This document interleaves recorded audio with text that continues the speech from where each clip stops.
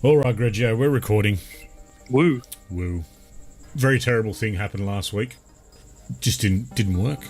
It didn't work. So you know what I'm saying this week? Fuck it, Evan Lucas. Just run the music. Alrighty, Snoogs, if you don't want to tell a joke this week, then I have one for you. A distressed but mildly attractive woman stands at the edge of a cliff trying to gather up the nerve to jump. And a passing homeless man stops and says, "Hey, since you're about to kill yourself anyway, would you mind if we had a bit of sex first?" And the woman replies to the man, "Get away from me, you absolutely disgusting sicko." And the homeless man, well, he starts to walk away after being rejected and mutters under his breath, "Fine, I'll just go wait at the bottom." Yep. 3, 2, 1, 0. We recommend wearing headphones. This is the Aussie Gamers Experience. news, reviews, and outlandish fun. Experience It all.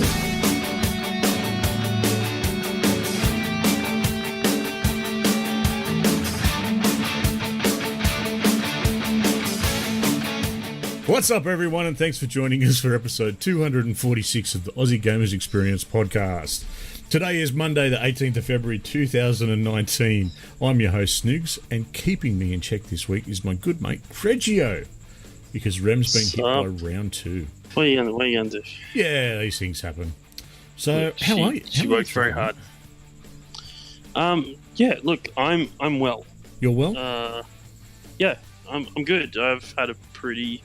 Actually, when I think about it, I've had a pretty terrible week, to be honest. I've had a lot of not so nice things going on in my personal life. However, in my gaming life, I'm pretty happy. I'm pretty happy right now. I've come out the back end of it, and yeah, look, it's been an interesting week. I don't want to get into it. I don't want to bring the tone down, but yeah, look, I'll be okay. And yeah, good stuff. Yes, well, before we get into it as well, g'day to Radicus. Thank you for joining us live via the Discord channel, even though you agree that my joke was a terrible thing. Oh well. Was it really? Was it that terrible? I thought it was. It doesn't matter. I've got many more. Well, I was trying to, keep it a bit PG. So I've got a lot of filthy ones. They seem to be all right, but the PG ones are a bit meh. Yeah, look. Oh, well. It's all good. Me, for this week, been a relatively good week this week. Work's still the same. Pretty much the same every week, really. More and more. Another week. Got to take the kids to the beach on the weekend, and which is, it's a good hour and a half drive to get to the beach for us. So that was a bit of a day. Absolutely loved it. It's only been the second time that we've taken them to the beach, so that was pretty cool. And yeah, that's about it for me. Really. Nothing really exciting going on anyway. You know what I did do this weekend? I did something I actually haven't done before. We had to go in the city to see some of Dev's family on the weekend. Yes. Now, it just so happened that it's Chinese New Year. It is Chinese New Year over the weekend. So we're in Darling Harbour for Chinese New Year. And I got to walk around and check that out. And awesome. I have to admit, I really enjoyed myself. Yeah, I was always there with a big thing. Yeah, so we were there to see Deb's sister and her husband. Because they happen to be in town now. Her husband, he's a bit of a larrikin. And just like me, enjoys a good time. So while the gentler folk looked after the children and watched things happening on the stage, people juggling and doing things that the kids would, enjoy watching, he and I walked around with my youngest in the pram to all the stores, which were, look, I'm going to be honest, they were geared towards a slightly different ethnicity than us. Yeah, so it's always we are quite white and bearded, and it's the Chinese New Year, and there was a few stalls there for the Chinese community to check out. But we walked around and had a look anyway. We very quickly worked out that a lot of these places want you to have WeChat, which is apparently a social media chat app for which is geared towards the Asian community, but they're quite happy for anyone to have it, obviously. Anyway, a lot of the there was a lot of competitions and stuff like that we could enter, like, you know, spin a wheel, get a prize kind of thing. And you had to have a WeChat account to sort of log in. But when they looked at us, they sort of went, they'd ask, but, you know, they knew what the answer was going to be. So they get a piece of paper out and get us to put our email address on. Now, when I say we, my brother-in-law would go in first, and they would give him a piece of paper, and he'd write his name down, and then he'd get a free spin and all that jazz and win. And then once that was done, they'd sort of then look at us to move on. And then we'd move on to the next thing, and the same thing occurred, and then the same thing occurred. And then after a while, I turned to my brother-in-law and said, I think I'm working out what's going on. And he said, I have the funny feeling I know what you're going to say. Mm-hmm. I go, I have a funny feeling that between us two men and a baby, that everyone is assuming that we're a gay couple. Two men and a little lady. Yeah. The hairiest, I'm going to say the hairiest gay couple you've probably ever seen. However, we had a chuckle about that. I had a chuckle at him spinning the wheel a couple of times because everything was written in Chinese. Yeah. And the first one we spun, they spun it, and then when it stopped, they sort of had this awkward pause before them pointing at it and saying, oh, this one say you win a pen. And then it pulled out a pen. And I looked at him, I went, you know what just happened? You just won a car. And they had this awkward pause to see if we got excited, to see if we knew what Chinese that said in Chinese. And then they just gave you a freaking pen. So, yeah, we had a lot of fun. We ended up then in a beer garden. There was a beer garden there that served Chinese beer. And no word of a lie, this beer garden was pretty empty. And he's behind me, and I buy our drinks, and I hand him one drink. And as soon as I've done that, these two well-dressed Asian men stand up on the stage and then start talking to each other really loudly.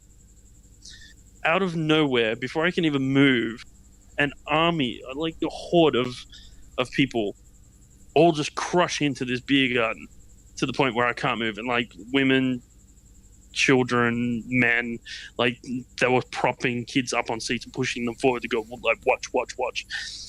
And these two men speaking Chinese, couldn't understand a word they were saying, talking to each other. And like at that point, I was like, I wasn't sure what was going on. I pretty much summed it up. I was like, these two are either very famous in the community, and they're just talking, or I'm in the middle of Chinese stand-up. And like within 30 seconds of this starting, they said something, and then the whole crowd shouted out this retort in Chinese, like bar staff and the people watching all just shouted like this was a known thing for Chinese people to do, right? Whatever they said. Scared the hell out of us. We're all like, whoa, okay. And then the next time they did it, we tried to join in, but clearly we can't speak Chinese, so that didn't work very well. We finally sort of worked our way out. But yes, we were literally watching Chinese stand-up, so I get to watch. No idea what they were saying, but we tried to get Google Translate to help us out, but they were talking way too fast for even Google Translate to keep up. Yeah, it didn't work. Also, Google Translate really doesn't have the comedic timing these guys probably do. But we couldn't even get it to work anyway. I think we got to translate like maybe 4 words, and then just packed it in and just went, no, I can't do this. So anyway, so look, I had a really good time. I would go again, probably more prepared. I would download WeChat for next year. But yeah, I won a free visor, which was very stylish. I might even make it a prize. I'll give it away. I give away my prize visor. Yes, your Lunar New Year prize visor. Yeah, exactly. So for those that are interested, it's the Year of the Pig. So awesome. Yeah. Well, in the show this week, Crackdown 3 has dropped. Rainbow Six Siege gets confirmed Aussies. Anthem's off to a rocky start. Apex Legends, and of course, there might be a little whoops that we've got to fix up. But we'll get to that later. So, let's get into it, eh? All right, this week in gaming, we are travelling all the way back to my early 20s. Back to 2003. Splinter Cell was released. The original Splinter Cell. Developed by Ubisoft. Spawned many, many sequels. It's also spawned novels and films. I didn't know. I didn't know about the film. I'm going to have to dig it up a bit more. Well, I'm going to say if it didn't star Michael Ironside, it's not really a film. Yeah, it's not really a film anyway. No. So the big thing, I must have been in a bit of a strange mood because I've got it also written here. Our very own Lucas is waiting for the next one, and I don't think he should hold his breath because it keeps coming and then going and then coming and then going, and there's all these rumours and there's all these things, jump up. But I'm starting. You know what? He's gonna finally give in one day. He's just gonna go. It's not coming. I'm done. I'm sick of waiting. And then that very E3, bam, Splinter Cell release. It's kind of like when you're trying to have a baby and it's just not working, and then the moment you guys just go, you know what? Maybe this is for us for the time being. We'll give it a rest, and then bam, you're pregnant. You're like, maybe they're waiting for Lucas to get over to E3 to announce it. Maybe. Start saving your pennies, mate. Yeah.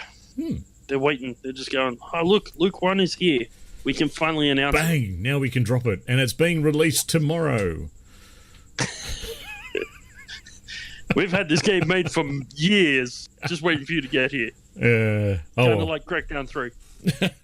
Enough of that. Let's get into it. All right, mates. Well, it's been a good week of gaming. I've gone a bit over the top. Just with really? Well, I've been in a bit of a weird mood because I've been absolutely flat out with work, and it's just been by the time I get home, kids, spending time with the wife, doing the things that you do. I kind of haven't really known if I wanted to play anything, or if I have wanted to play something, what do I get into? And so I've got a bit of a list. So I'll start with one that you picked up my interest for, and that's Spin Tires. Oh, yes. I downloaded it. I gave it a go. I went. I went. Yeah, Grejio was right. Grejio was right. You're either going to pick it up and play and run with it, or you're going to pick it up, play, and put it down. And I picked it up, played it, and put it down. Yeah, fair enough. I mean, that's disappointing. I thought you would have played it a bit longer, but yeah, but that's all right. I get it. Look at it this way. I haven't deleted it yet, so it's still on the Xbox, and so it's there to have another go. We should go. Yeah, well, that's the main reason it's right there. Give co-op a crack and see how it goes. Yeah. Right. Well, that's the big reason it's still there. It's just to try the co-op to actually see, because obviously, you start off, the controls felt a little weird. I don't know, it felt weird to me. And so I started playing it, played it for about half an hour and went, yeah, that's enough. And I went back to Rainbow Six Siege. But sure. That's one. The other game that I'll start off with that I know you've been playing as well is Forza Horizon 4. Yes. I've jumped back in and done a bit more of that. Yes. So what have you been doing? Just the whatever? Or? Yeah, pretty much just the whatever. I haven't really gotten stuck into actually, focused on getting through Forzathon or anything like that. It was more just jump on the map, delete everything off there that I don't need, and just highlight the new stuff. And just started going through doing new ones. And I think the other night I built a Porsche 911, and just to do a few medium, well, what do they call them, MR mid-mounted engine car, racing. So I used a Porsche to do a few of them because as much as I'm not a fan of a Porsche, they're damn quick and they're damn good on the track. So it's always good, and I got stuck into that and just raced a whole lot of stuff on there. I did some drag racing. I built a drag racing Skyline just because I had millions of dollars to play with. And other than that, I haven't really, again, it was just one of those switch off nights where it was turn it on and just play. I don't think anyone else was actually online that night. It was just, go, just do what I was doing. Yeah. Yeah, cool. Yeah, no, so I obviously played some Forza this week. So the things that I enjoyed this and that I knew, the first is including the street scene racing, which is sort of the underground racing league that's in the world of Forza Horizon. It's sort of the unsanctioned racing. They've now sort of tied that into the seasonal events, whereas before they weren't. Yep. Then the other thing is there's another new story mode that's been added. So this is, I think, that the taxi one or something, or no? So that was the one that was about a month ago. Yep. So it is new, but I think I mentioned that about a month ago.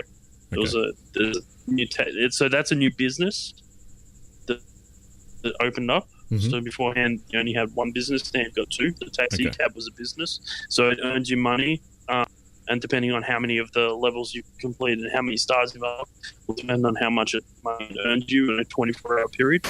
So there's a new story. Mm-hmm. So it's called Skill Streak.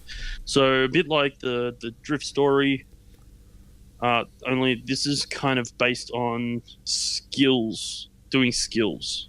So they ask you essentially to get X amount of skill points, and they'll give you a course to run. And there's obviously a story. They very loosely put a story behind it, as much as Forza can have a story. There's usually one person asking you to do these things, and there's usually a reason why. He's trying to create Instagram following or social media following, and you're helping him pick between cars or whatever. You know, there's just those tangible sort of reasons to go do stuff. Yes. Anyway, I really enjoyed it. I've already finished it. I've already maxed out all my stars, just because that's who I am. Mm-hmm. I really enjoyed it. It was challenging. That's essentially all it is to me. The story is pretty inconsequential to me because it's not really a story anyway. But the challenge is the fun part. So for the most part, it was just they give you a score and you have to beat the score. There was one where I had to take a four-wheel drive and do X amount of air skills, and then there was another one where I had to do X amount of near miss skills in a supercar along the highway, something like that. So you know, there's those kind of things. So yeah, I enjoyed it.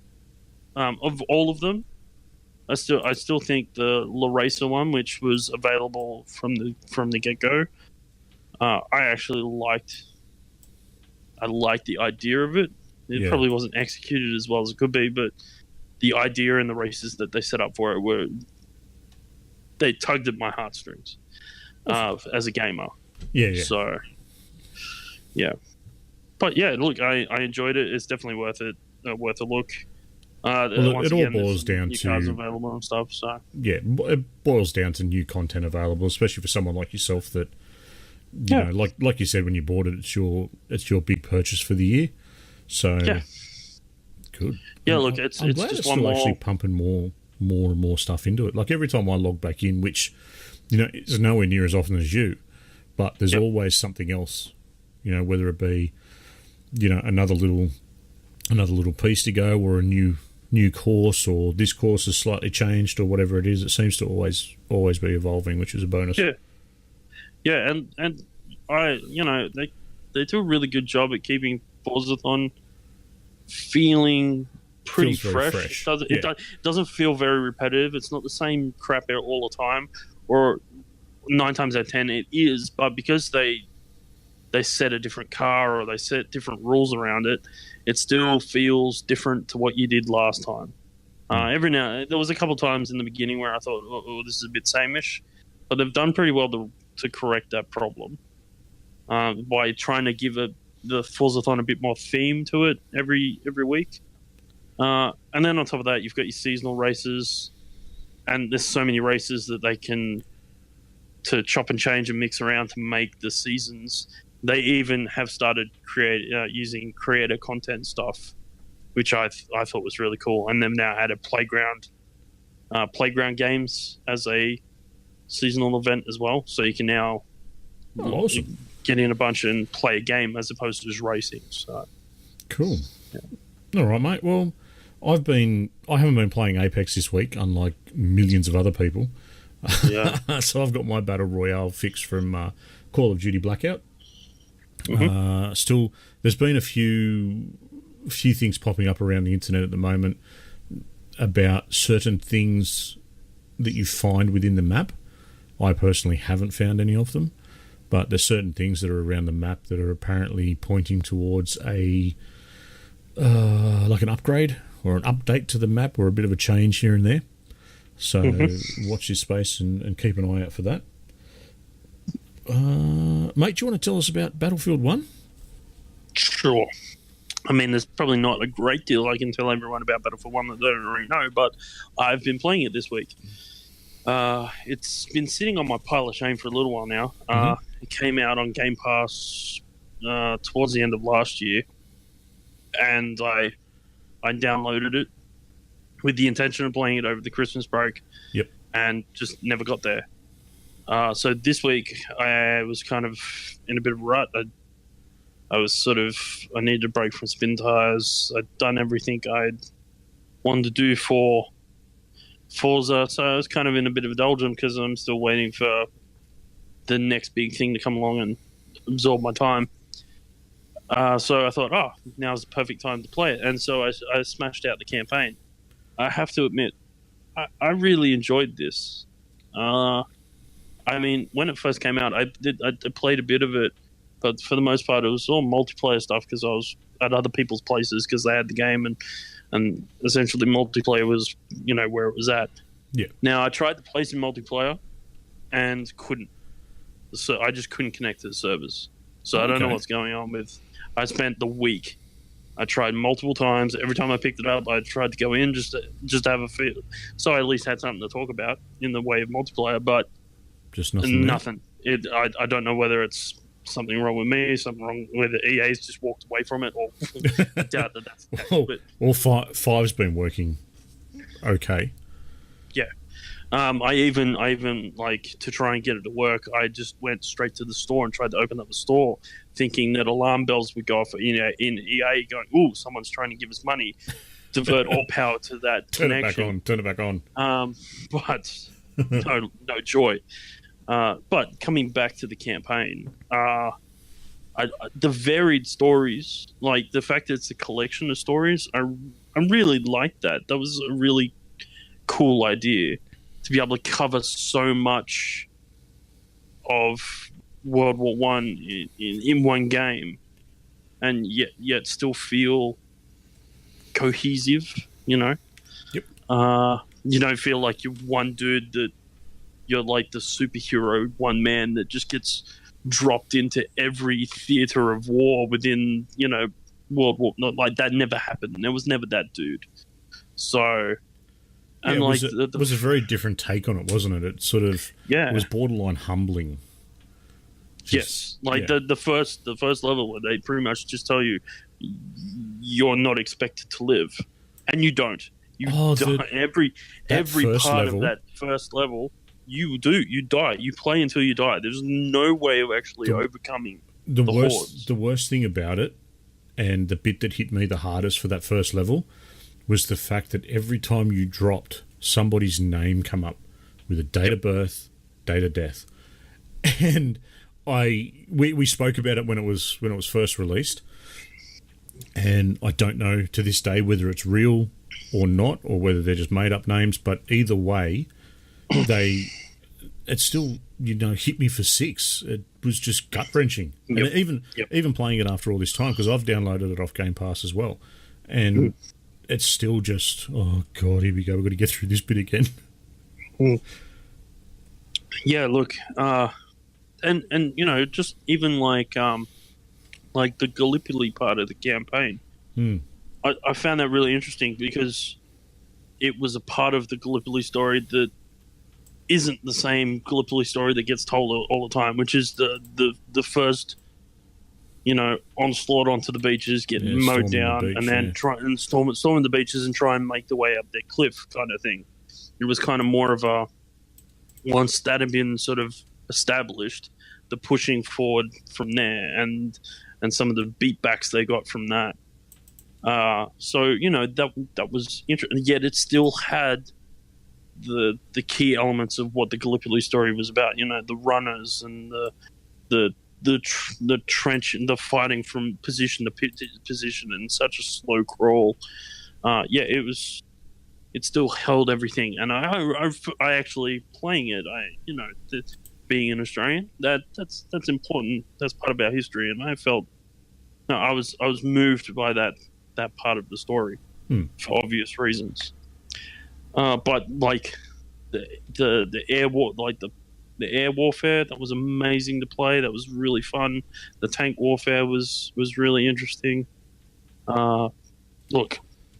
Lots of cool things about this game that I really enjoyed. So, look, if you haven't yet played it and you've got Game Pass, it's definitely worth a download. It's for free. Give it a crack. It's well worth it. The campaign is well worth it. Yeah, look, I downloaded it. I played the campaign through, and because the multiplayer stuff wasn't working, I uninstalled the game because I wasn't going to play it again. But it was definitely worth playing through the campaign. It was just it was a joy. It really was a joy. So awesome. Well, I guess the big one that we should probably be talking about this week. So this last week's seen the release of Crackdown 3. Now, have you played Crackdown 3 or any of the other Crackdowns? I have not played any of the Crackdowns, and I'm going to be honest. I'm in no hurry to play this one. Fair enough. That is fair enough. Well, Lucas and I played it. We got to stream it. And I'll tell you a bit about it, and then probably editing Lucas will jump in and tell us a bit more. Our review is up on our YouTube channel, so make sure you go and check that out. Radicus in the chat has been... what's he saying here? He's been cracking into Crackdown. Now, that's actually a pretty good way of describing it. Crackdown 3, let's take away all the hate, let's call it, because that's what it is. There's a lot of hate going around the internet for it, saying it looks like an old game. It's, this, that, and the other. It's crap. They should have released it years ago. Blah, blah, blah, blah, blah, blah, blah, blah, blah. If you really want to search for it, you don't have to search hard. There's a lot out there. Crackdown 3, I will be upfront and honest, it's not my cup of tea. I haven't played any of the other ones, mainly because I never originally had an Xbox. I was always PlayStation. It's only this generation that I've actually got both. Now, playing Crackdown 3, take all the crap aside of how it looks, because in all honesty, it actually looks really sharp. It plays exceptionally well. Radicus is right. It's very old school sort of style, and it's different. Like, you're not going to get these beautiful, flawless character models.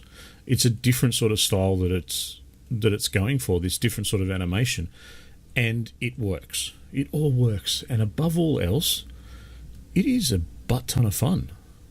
It is so much fun jumping around, blowing stuff up, taking things on, picking, a car up and throwing it at the bad guys. It's just over the top. It's eccentric. It's fun, and it really, having someone like Terry Crews in the game and talking about it and promoting it is perfect for the type of game that it is. If anything, it needs more Terry. So here's kind of where I'm at with it. See, it reminds me of Saints Row. To be fair. Yeah, it's got that sort of tongue-in-cheek sort of thing about it, yeah. Over the top, tongue in cheek, and graphically, it's similar. And look, everyone can say that there's a lot of hate out there, but to be fair, it's not all hate; it's hurt. This game should have come out. This game should have come out a couple of years ago. I'm sorry, I agree. This is the problem with games that get stuck in development. They go backwards the moment that they stop. Like, I was thinking about this today. It's one thing for a development team to go out and say, you know what, we're going to delay the game by a year just to make sure it works, right? I'm cool with that. Yep. 12 months probably won't hurt a game. But when you come out and say, no, we're going to need another 12 months, at that point, I go, this game is never going to live up to its potential. Because by the time it comes out, there's going to be things that you've done in the beginning. Yeah, it's 3 years. So there's things that you've done in the beginning that by the time 3 years come out are so out of date. It doesn't matter how polished the game is. There are going to be things about it that are just feel old, and it's never going to live up to its potential. And to be fair, people that were looking forward to this game have a right to feel a little bit jibbed by the fact that they've essentially waiting for a game that's going to be out of date by the time it's out. I don't think it is out of date though. It looks out of date, man. Playing it on an Xbox One S, yeah, okay, it's not. Even the Division 2, it doesn't have the same fidelity as that, even though that was buggy as hell. But it's no God of War, it's no Uncharted or anything like that. No, it's not. And I don't think it needs to be. You can say that, but it doesn't excuse the fact that, 100%. A lot of people other games that are out there doing the exact same thing and look better, or look the same, but that's because they were brought out 3 years ago. Like I said, like Saints Row 4, for example, that's exactly the price point I kind of put at it with its graphics and gameplay, and that came out years ago. Yeah, that's fair enough. No, I understand where you're coming from. I think the big thing is too is because I'm not invested in it at all. Yeah, I had zero care that it was coming out or that it was delayed or anything like that, and so I'm coming from a completely unbiased sort of view of it. Whereas I just have a look at it. It runs reasonable. On the 1S, I will say that during sort of heavy encounters where there's a lot of explosions, a lot of people, a lot of gunfire, all that sort of stuff, I didn't get frame rate drops, so to speak, but the resolution seemed to drop.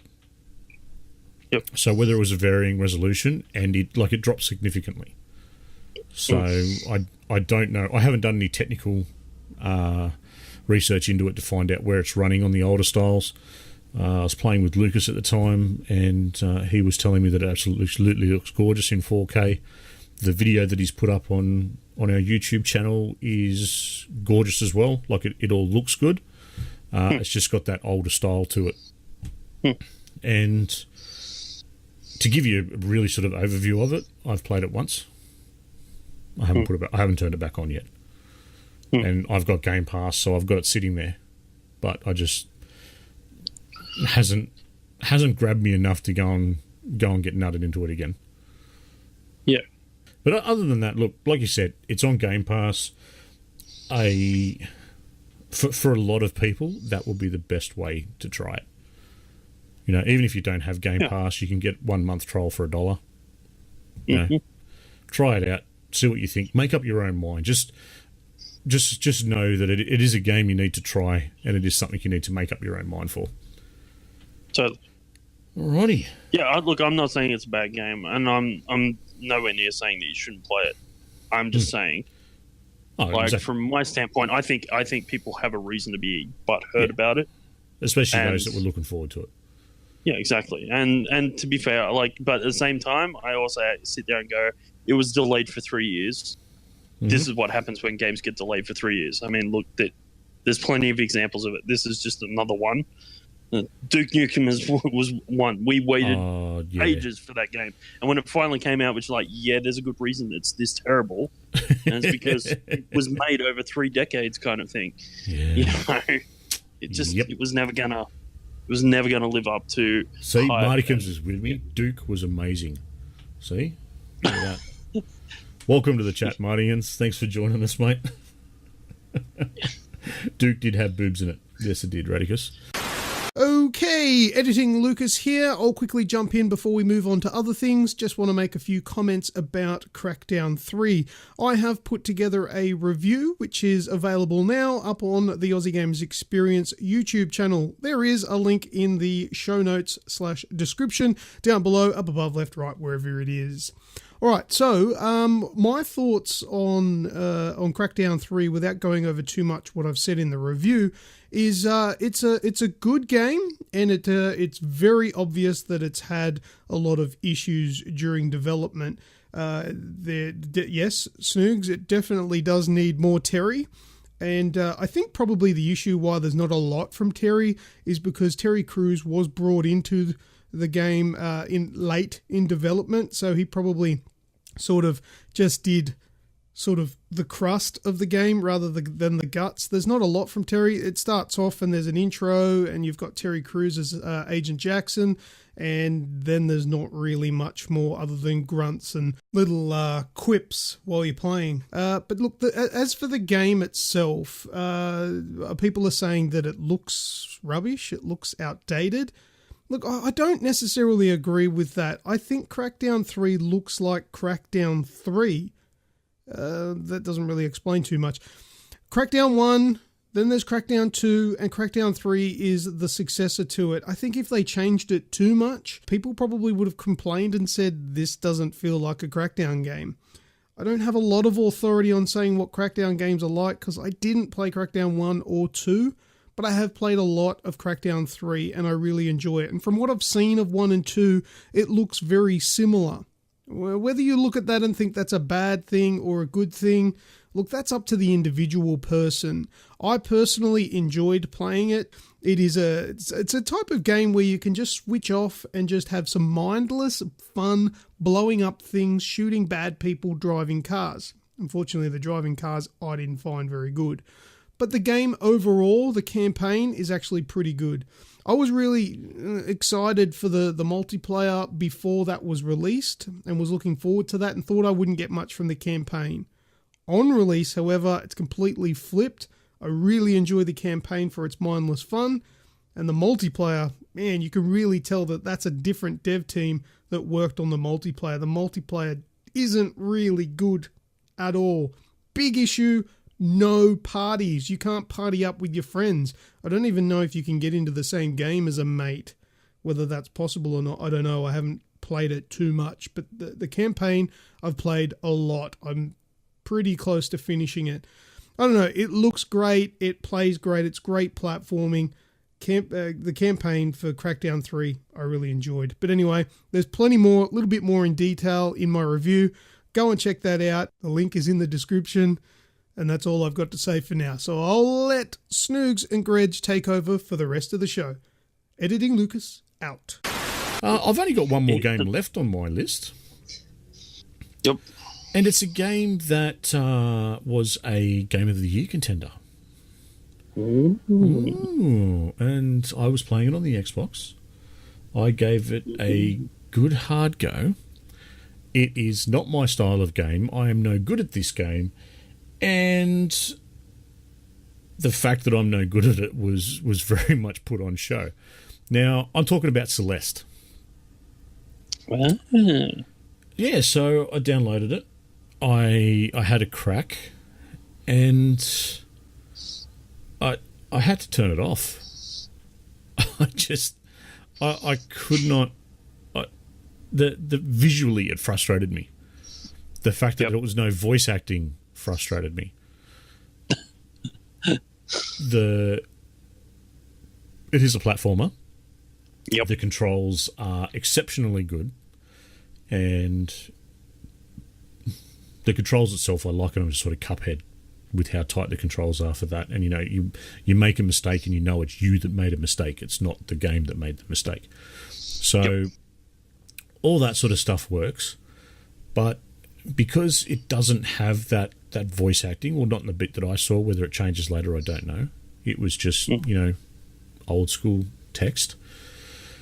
And because the original Mario Brothers actually looked better, I couldn't do it.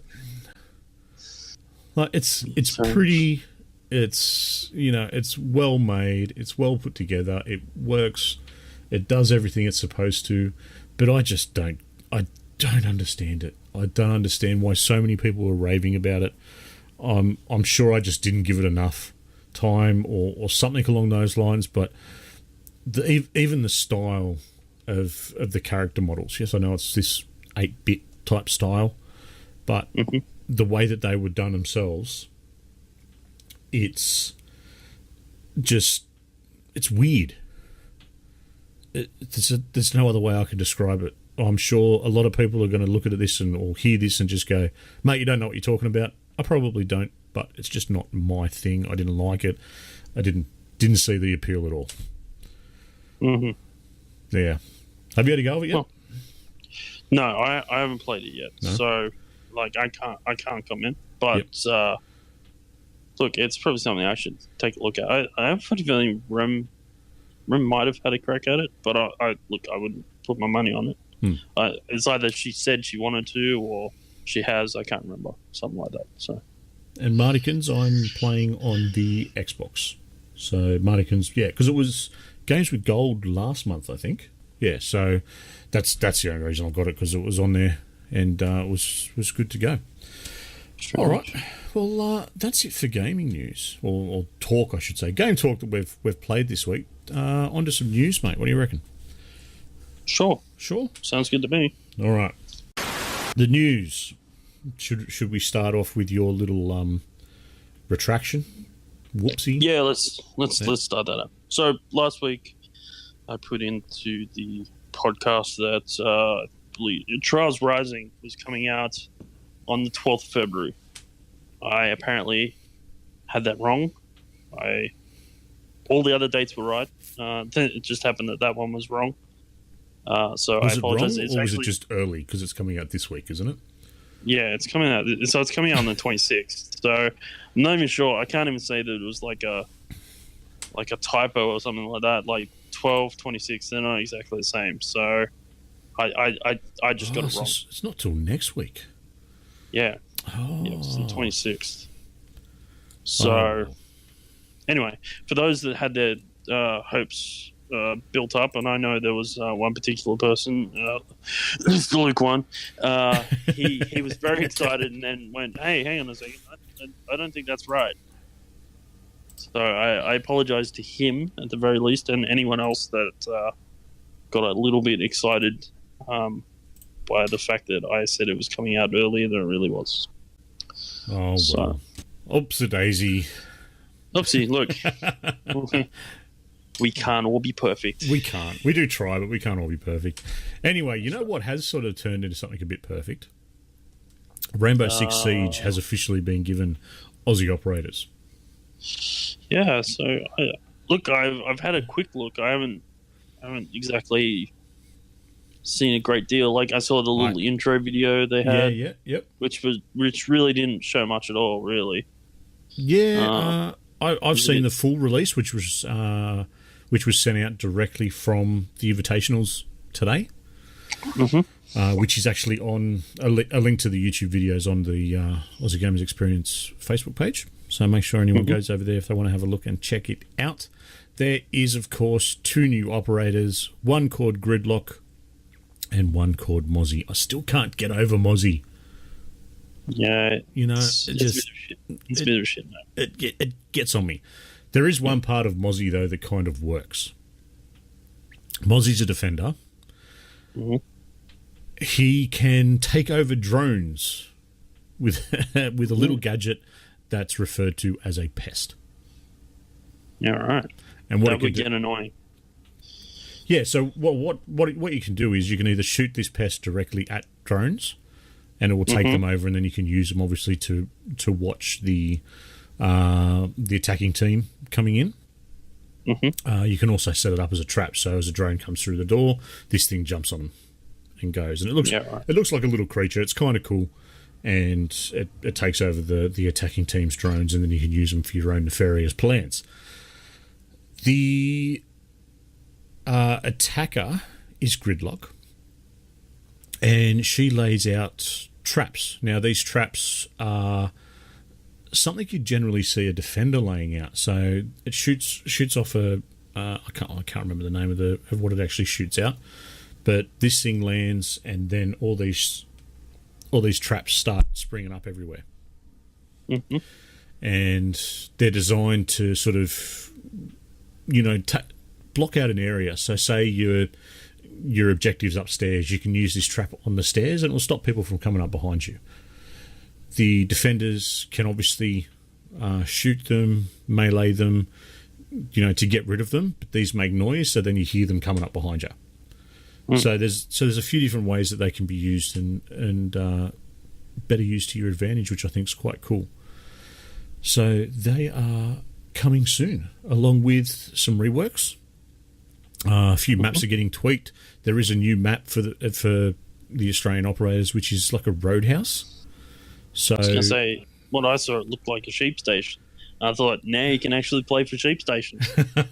It's pretty much a roadhouse. So there was actually a sign out the front of it being held by a big wooden kangaroo that said "Last Gas." I was going to, yeah. Yeah, so it's it should last say gas. Last fuel or petrol, but it says gas. So so Australia. A few people in and about in Australia got uppity about it, and they actually de-Americanised it. They actually put last fuel for whatever length. Editing Lucas here once again, just with a minor, tiny little incy-wincy little correction. The sign actually read Last Chance Gas and has now been changed to Last Chance Fuel. Petrol? Petty? Yeah, that would have done, but it's Last Chance Fuel. Rightio, back to you guys. So they've actually changed a few things. Yeah, so they've listened. They've listened to it. Apparently there's a few things within it that have been de-Americanised just by Aussies getting involved in it and getting in front. So that's been very cool. Some other maps are getting sort of reworked, some retweaks. And the big thing, which I like, they're trying out a rework on team killing. So team killing's a factor within the game, and I actually think it's something that needs to stay in there because it adds an element of tactics. Well, you have to be tactical with it. You can't just go unloading rounds upon rounds of bullets at something. You need to be aware of where your teammates are. So the big problem is that you can just put a bullet in the back of someone's head when they spawn in, which is just bullshit. And funnily enough, I find it happens more on the Xbox than it does on the PlayStation. But again, that could just be because I'm very low level on the Xbox as opposed to PlayStation. They might think it's better to play with me over there when really it's not. The new tweaks are said to do a reverse type damage. So if someone who has, say, team killed you in the first round, if the second round starts up and they go to shoot teammates, they will actually get damage, not the teammates. All right. Okay. Yeah. So if I don't know exactly how it works, like if they shoot you in the head, they drop because they get shot in the head. I don't know. Like those sorts of details haven't been released yet, but it's there. So hopefully it works. I can't wait for it. Actually, I'm going to enjoy playing with the Aussie guys. They actually sound Australian. They don't sound too ochre. Yeah, that was the other thing I noticed. It was like, they actually had a genuine Australian accent as opposed to, oh, mine, the real twangy. Right.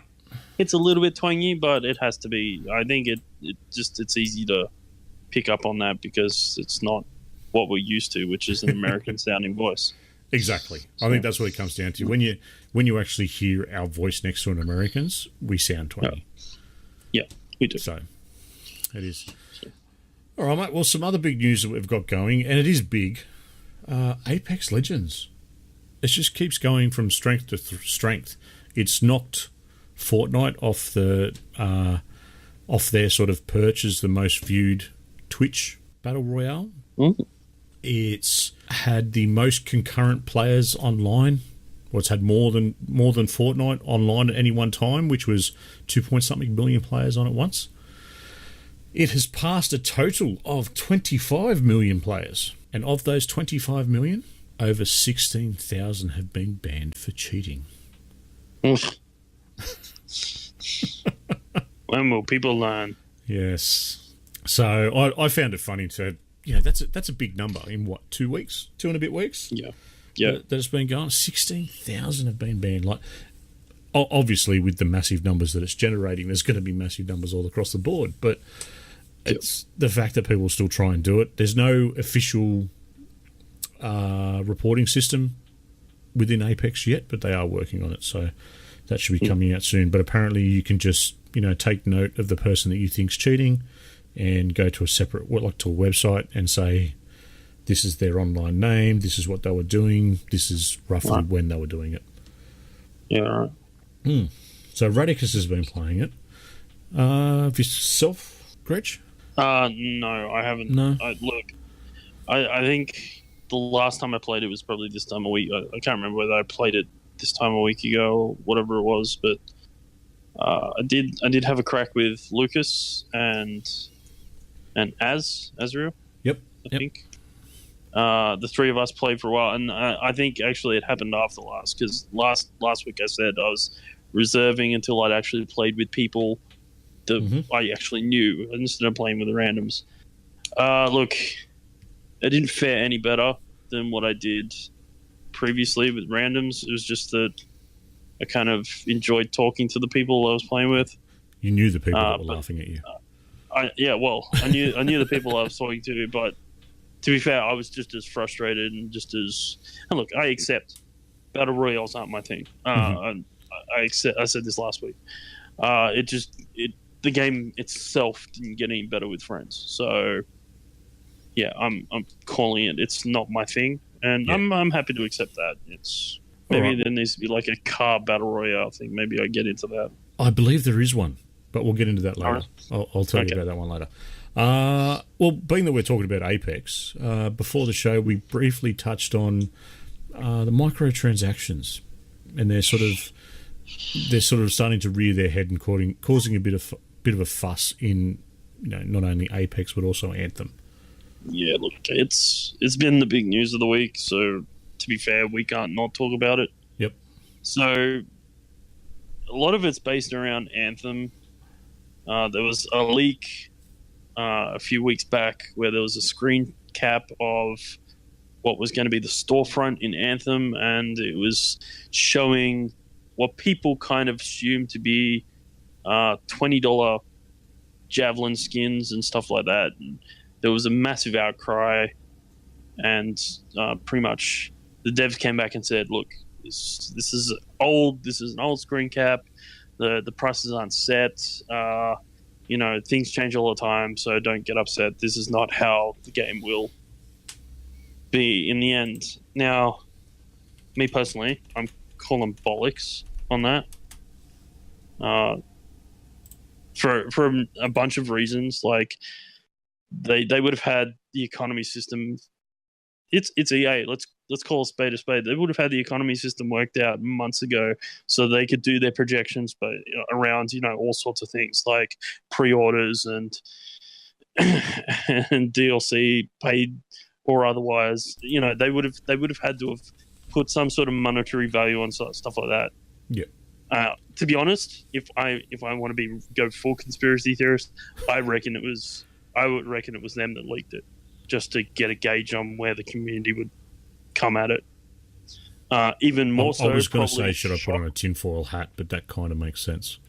No, to be fair, I think if you want to really look at it seriously, I think they leaked it themselves with the $20 price limit on it to blow everyone up, only to come out. Now we know that people start playing the game. When it comes out at 10.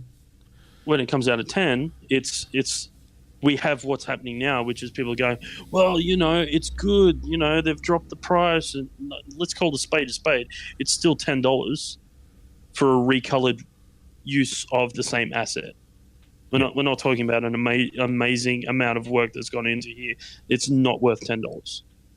So there's that, and they're not the first people to do it, but it reminds me. It's part of what I had a problem with Destiny.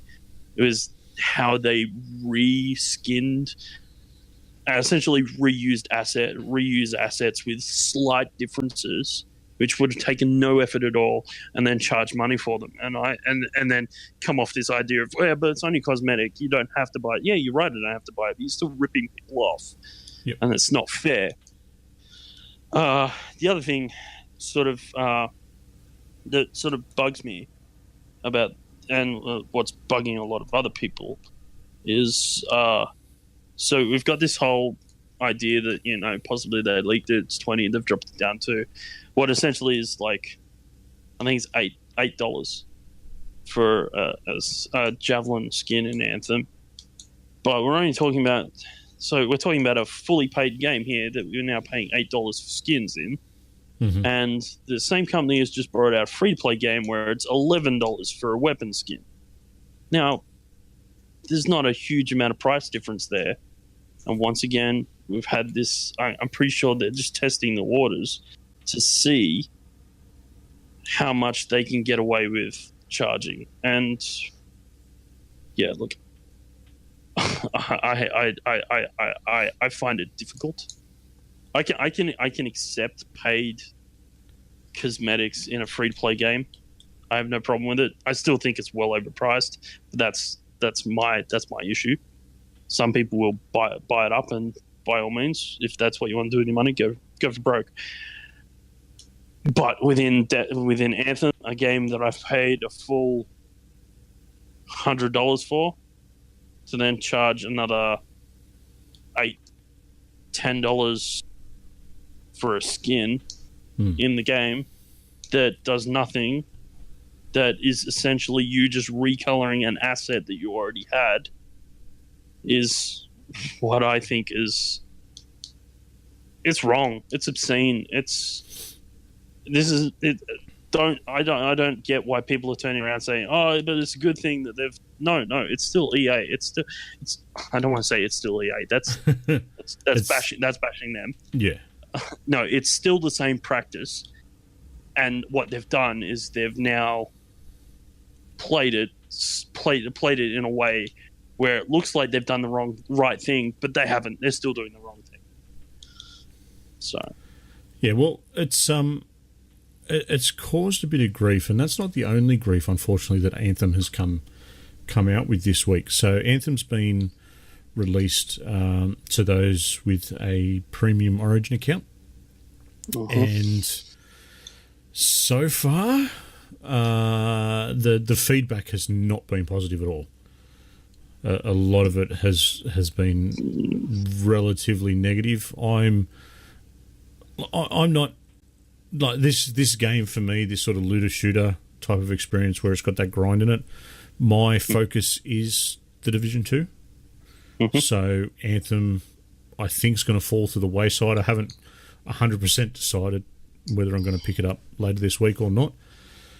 But a lot of people are complaining about the length of the campaign. People are finishing the campaign in 15 to 20 hours, which on itself that's a decent campaign length, but the issue is they're not leveling up enough to go straight into endgame. Yep, that's where a lot of the complaints are coming from. This once again, this is a Destiny thing. You get through the campaign and you're halfway to max level. Yep, and you need to be max level to do endgame content. And yeah, so they're coming out the end of it and sort of having to then go and grind a lot of the side missions that they've already had to do, and a lot of that sort of stuff they've got to just keep going back and doing it all again. Now, not only that is, I've read a lot of stuff on Twitter and Reddit to be people having issues with the sound dropping out, mainly during important cutscenes. I've also had a lot of people that are just complaining about the cutscenes and just skipping through them, especially when it's sort of a side mission thing where you've got to go and get XYZ off the NPC. A lot of people that had complained about it being too like Destiny are now complaining that it's not enough like Destiny in regards to the social aspect. You know, with Destiny, you're out in the world and everyone else on that server is in the world with you until you go into a specific mission or whatever that you do, and then you've got your fire team. But prior to that, everyone's there, so you can go and, you know, do a public event or whatever it is, and everyone's there.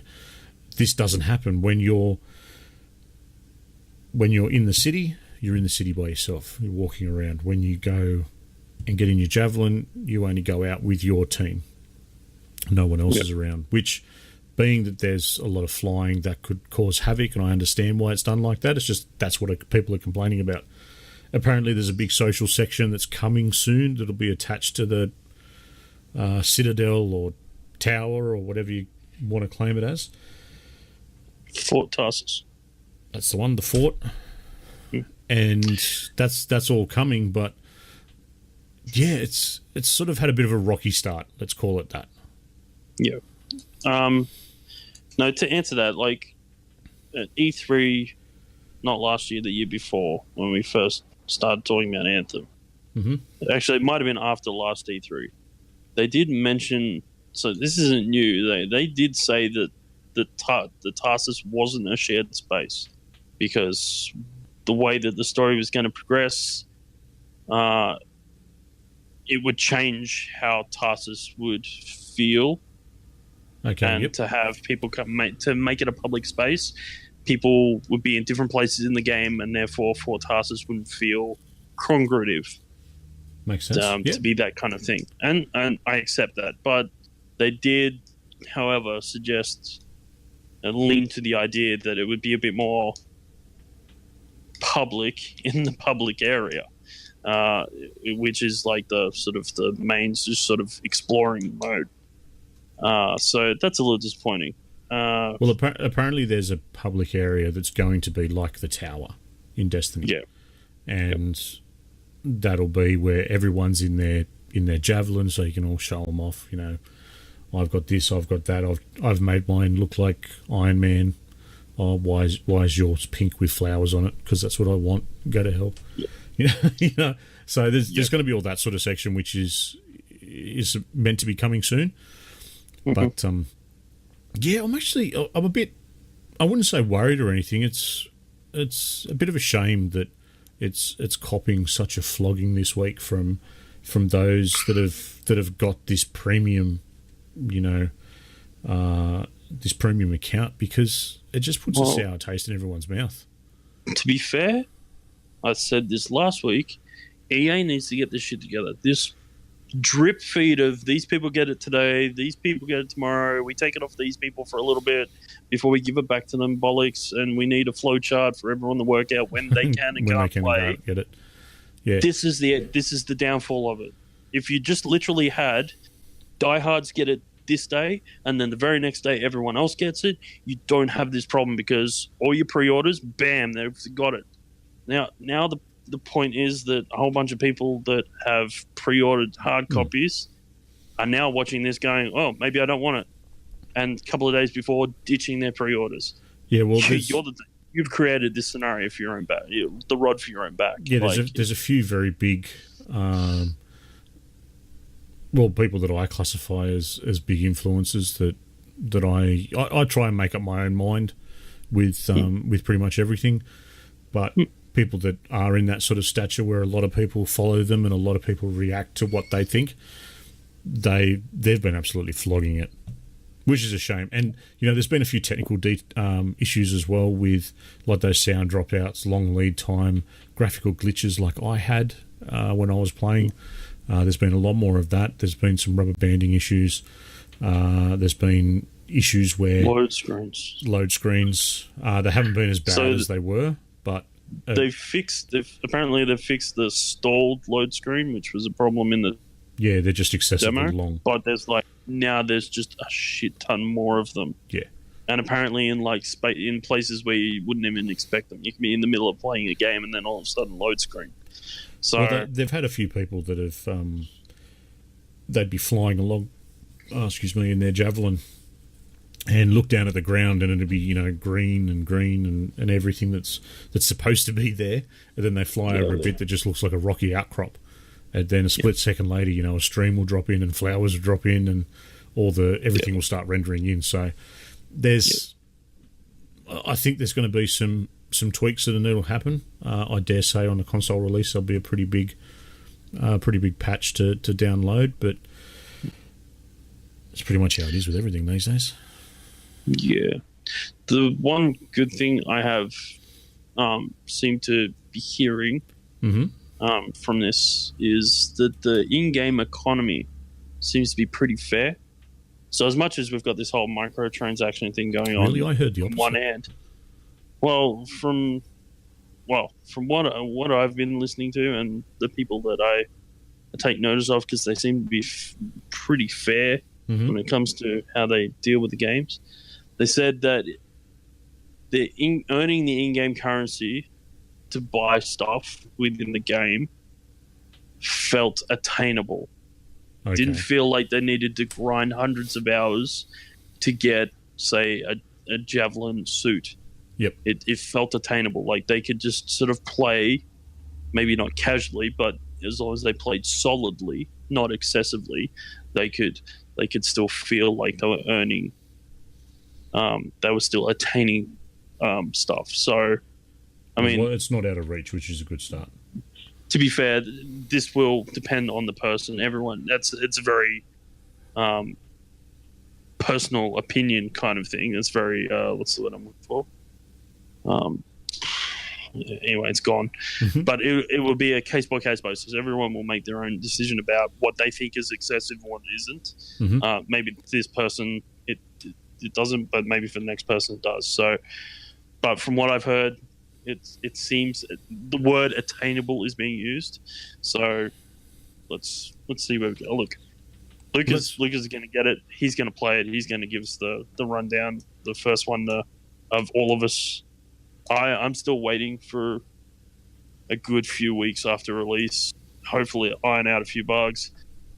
At least get a feel for what the content level is going to be, because I'm really not interested in investing the money into this game if I'm just going to be playing the same content over and over again. I've done that before. I'm really not interested in doing it again. So well, one of the things that I read today was that a person's put, I think, 17 hours into the main story, and then they're going to what they've classified is they're going to need a further 60 to get to end game. Yeah, which is probably excessive, and it's probably someone that's talking from a negative point, but you never know. And we'll keep everyone updated too as it goes on. Like you said, Lucas is playing it. There are ways and means around. It's how they manage that with, of course, like weekly challenges, daily challenges. Like there will be a rhythm. Like all these games, they end up having a rhythm.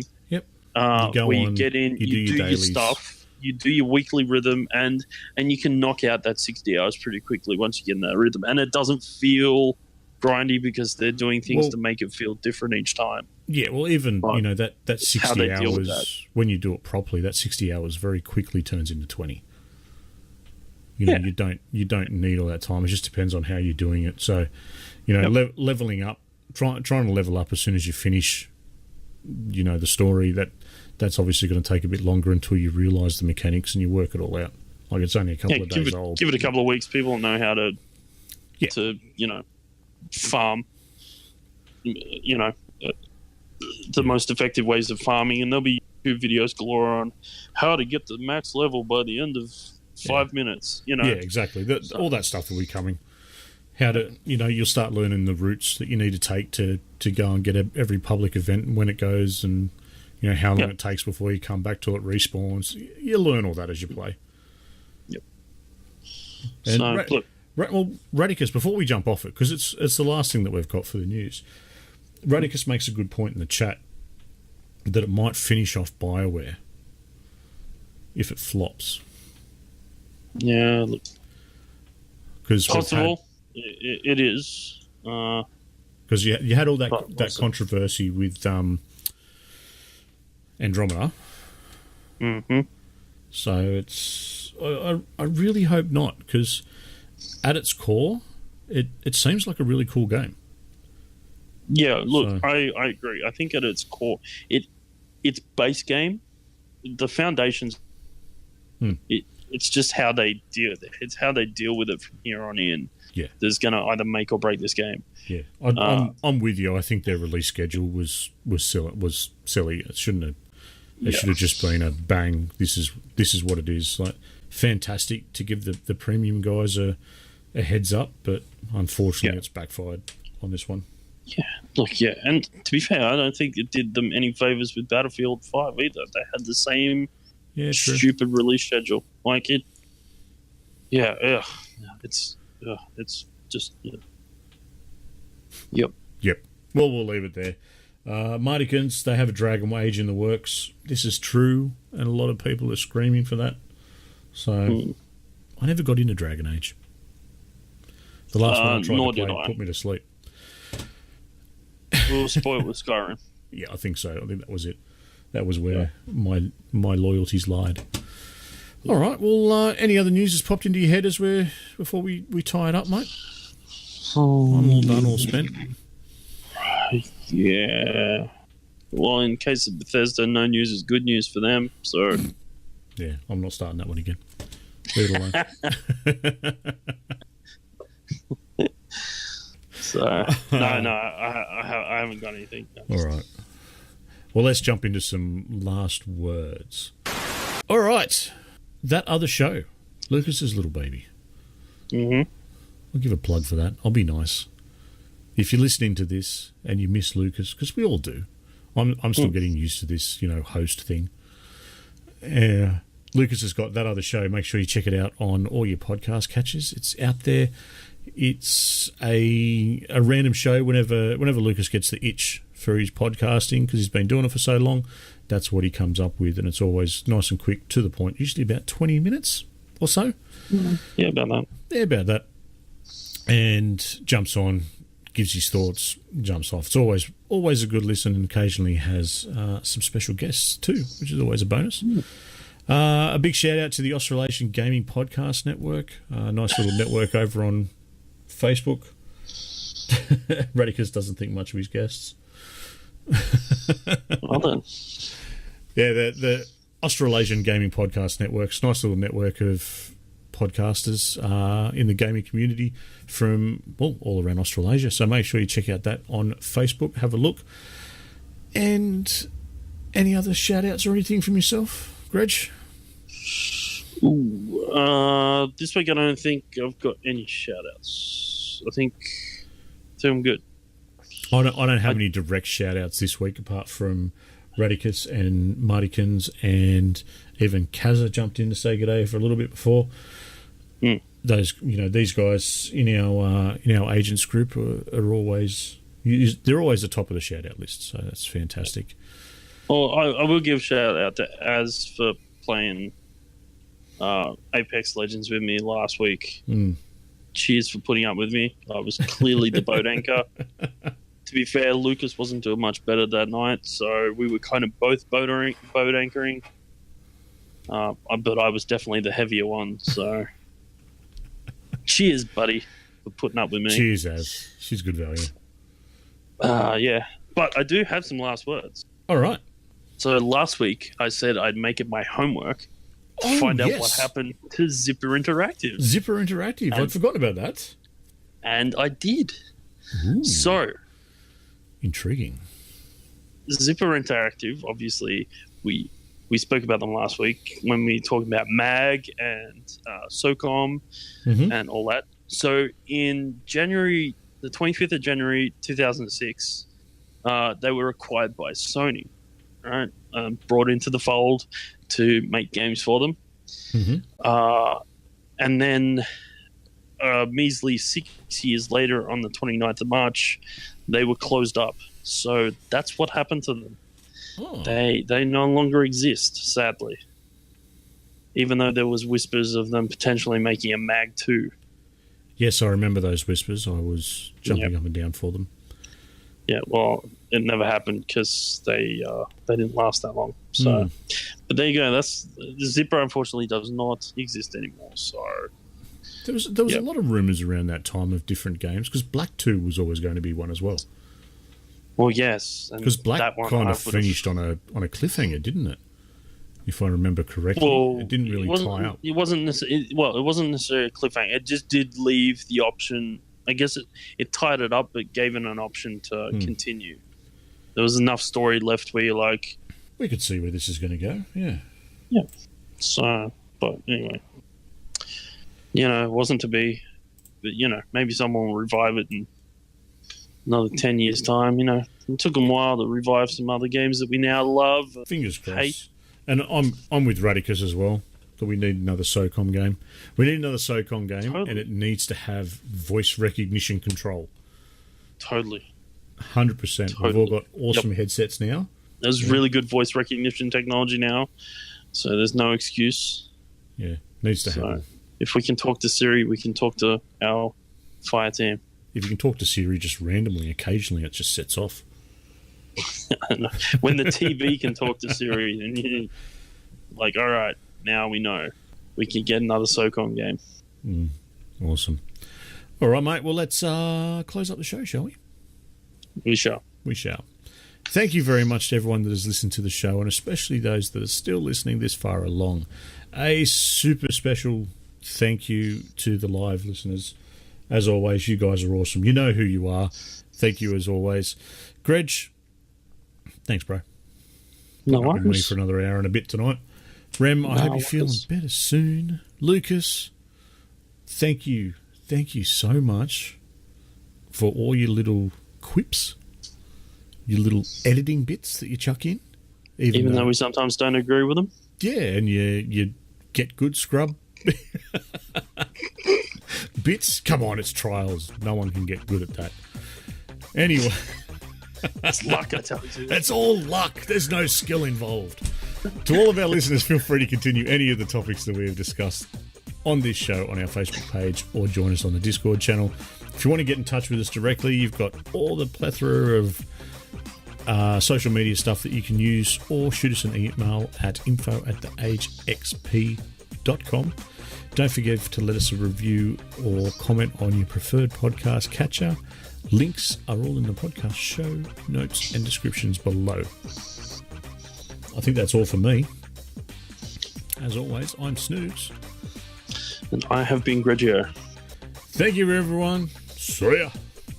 Ooh, okay, that's the end of this week's podcast. And if you found yourself shouting at your speakers in disgust or maybe even in pleasure, make your way over to our Discord server and make a comment in the appropriate channel. Failing that, you can also have your say over on our Facebook page, or you can just tweet at us. Searching for the Aussie Gamers Experience will usually lead you in the right direction, but you could just use the set of links that are in the show description.